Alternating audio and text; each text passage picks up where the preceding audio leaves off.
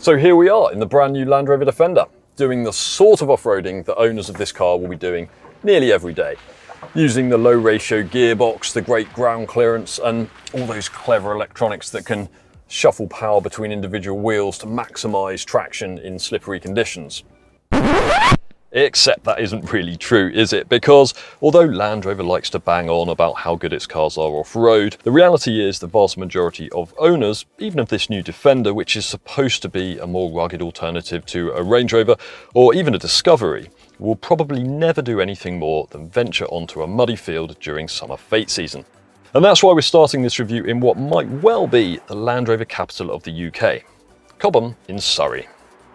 So I'm just driving down the high street now and I'll show you what I mean. There's a Range Rover Sport, there's a Discovery, there's an Evoque, there's another Range Rover Sport. And actually just down that side road there's an original Defender. Not a mud rut or a sand dune in sight, but there is a Waitrose, a school that kids now need to get to again, some coffee shops and many, many restaurants. So in this review, we'll be finding out how well the Defender is suited to the things it'll actually be used for most of the time, including carrying people, carrying shopping and parking in tight car parks. But don't worry, we will of course be doing a bit of off-roading as well, partly for those handful of buyers who are actually considering a Defender as a workhorse, but mainly because it's jolly good fun. But before we get properly started, make sure you're subscribed to the channel and that you've switched on notifications by clicking on the bell icon below.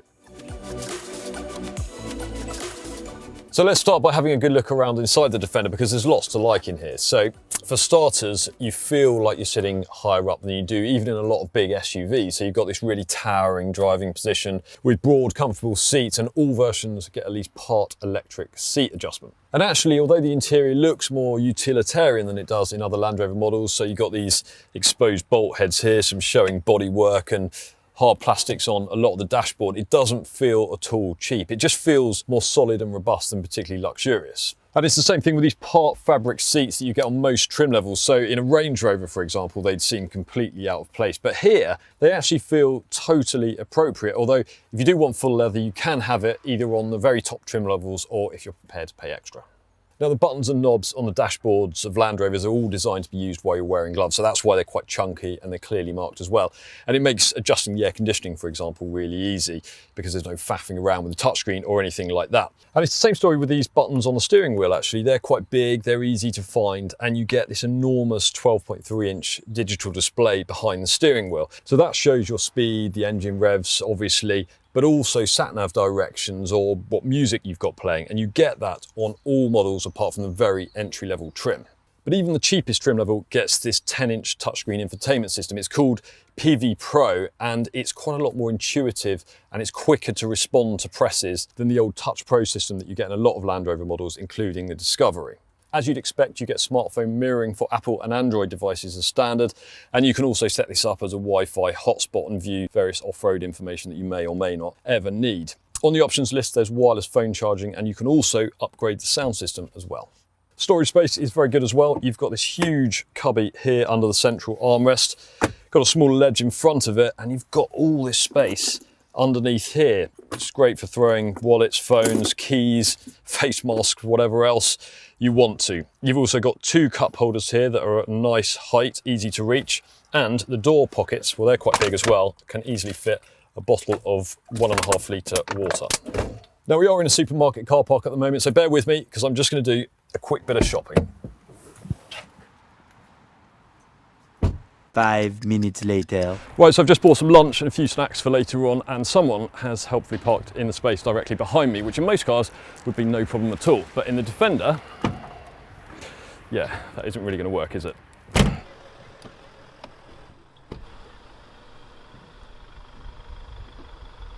But assuming there aren't any obstacles close behind and you can swing open the Defender's enormous side hinge tailgate, you'll actually find a lot of space inside. Not quite as much as in a Volvo XC90 or Audi Q7 admittedly, but certainly a lot more than in a Jeep Wrangler. And because the floor is covered in non-slip plastic, it's really easy to wipe down. What about carrying people? Well, this is the Defender 110, which essentially means it's the version with rear doors and you get 5 seats as standard. And as you can see, there is loads of knee room here, there's loads of headroom as well. And for a little bit extra, the exact price varies slightly depending on trim level. You can add a sliding and reclining function for the rear seats. For just over £1,000, you can add a third row of seats, which this car has. And as you can see, headroom is pretty good, but legroom isn't brilliant. Certainly not as good as it is in a Discovery, let alone something like a BMW X7. I'm just over 6 foot. I wouldn't fancy a long journey in the back here unless the person sitting in front of me and the person sitting in front of them were both quite short. But for a school run, as long as you don't need ISOFIX mounting points right back in the third row, it'll be absolutely fine. And it's actually quite light and airy, partly because this car has the optional panoramic glass roof, but also because of these cool little roof lights up here. We haven't tested it yet, but in the near future, Land Rover will be launching a shorter 3-door version of the Defender called the 90. That model will have a significantly smaller boot, but you'll still be able to squeeze up to 6 people inside thanks to an optional jump seat between the driver and front passenger.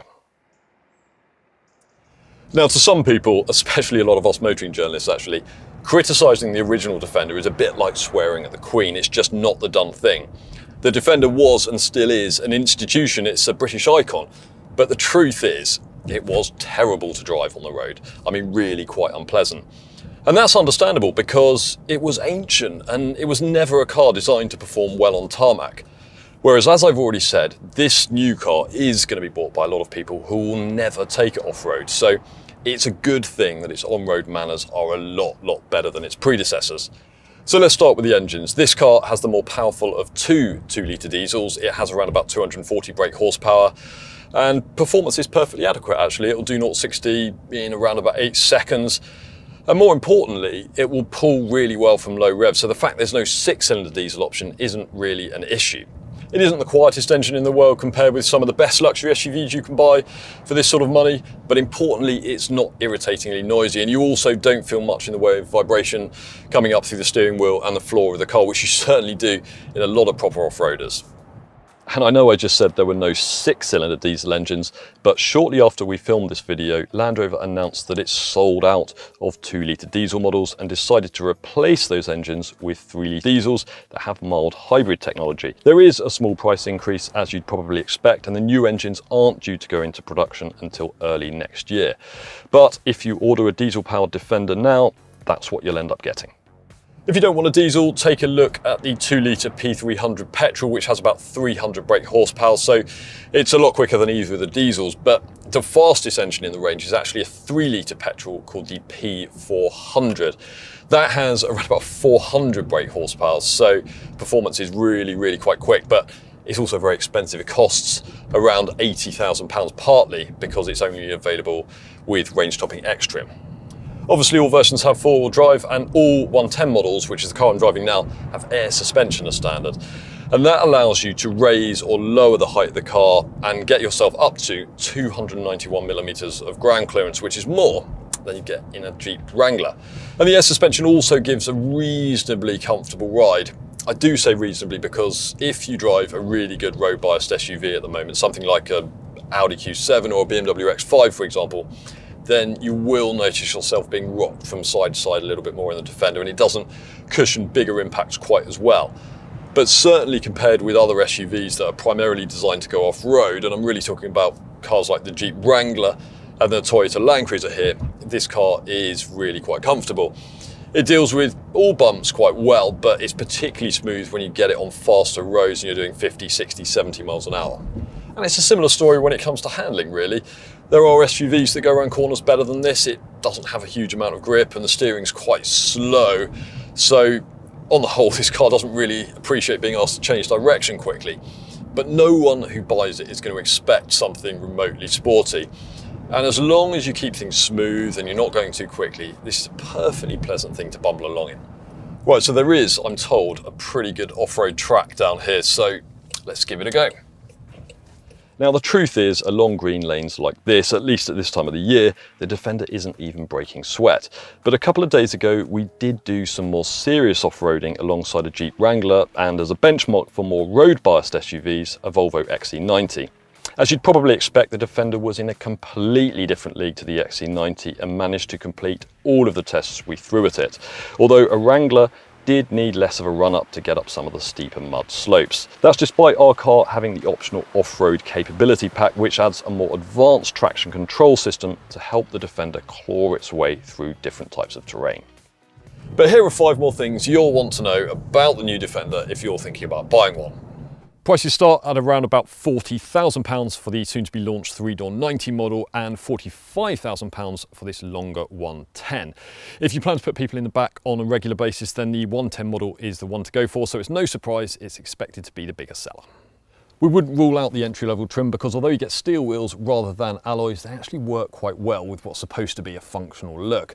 But if you want LED headlights and part leather seats, you will need to go for at least S trim, which is what this car is. On the plus side, depreciation is expected to be very slow indeed. This car is actually expected to hold on to its value better than a Porsche Macan, and far, far better than cars like the Jeep Wrangler and the Toyota Land Cruiser. Land Rover has a shocking reputation for reliability and finished rock bottom of our latest reliability survey once again. Hopefully this will mark a fresh start for the British brand, but I wouldn't hold your breath. So what's the verdict on the new Defender? Well, in theory, this should be one of the least fashionable cars you can buy right now because the fact that it's so tall and boxy and heavy makes it really quite inefficient. And it isn't even as though most owners are going to be using its off-road ability very much at all. And yet somehow this absolutely is one of the trendiest cars you can buy right now. So as long as you aren't looking for exceptional on-road driving manners, then the Defender should definitely be on your shortlist.